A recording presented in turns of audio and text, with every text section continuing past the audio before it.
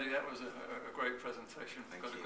got a good response, and you talked about some of your early challenges in the Creedon school, etc., and your struggle to get into the GB team.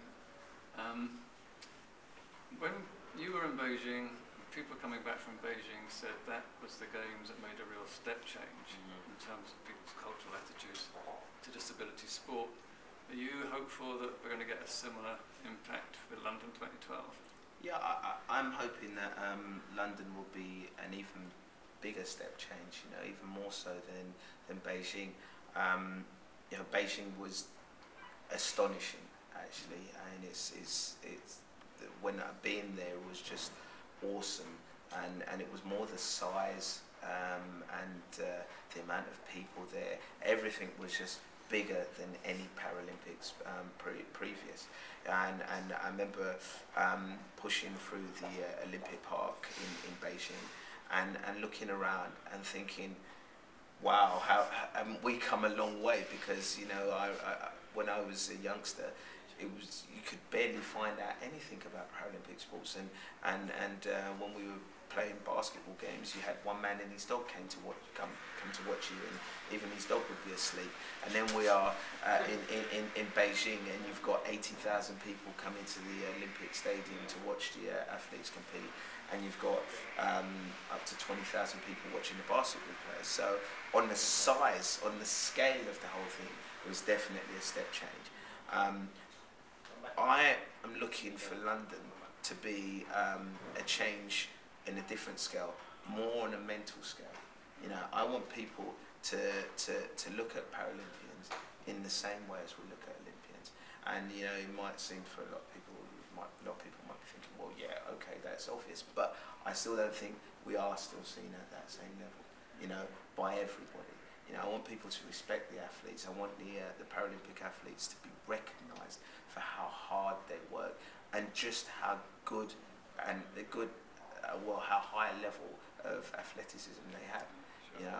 And so for me, it's more of a mental change that I want to change in the people in the UK.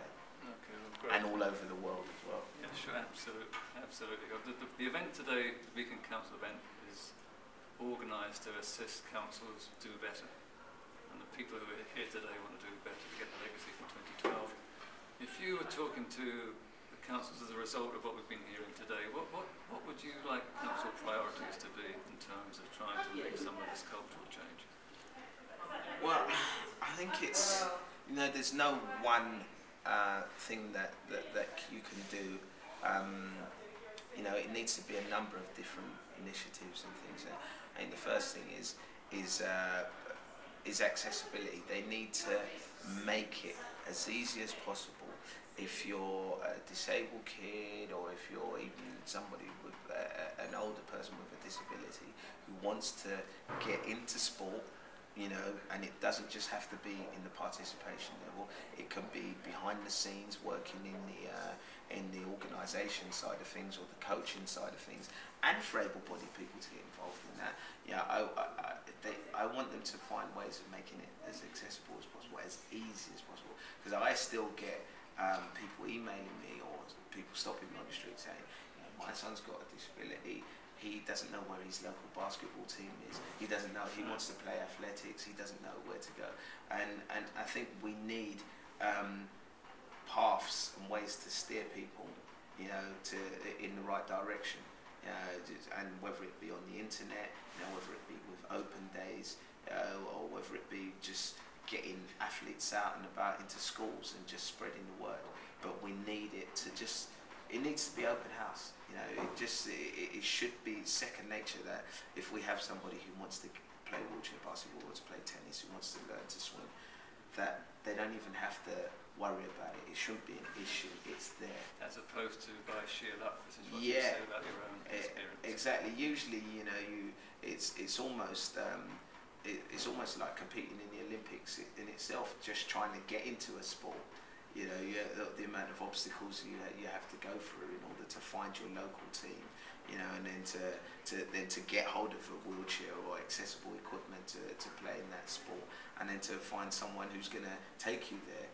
give you a lift to go to games, and we lose so many athletes.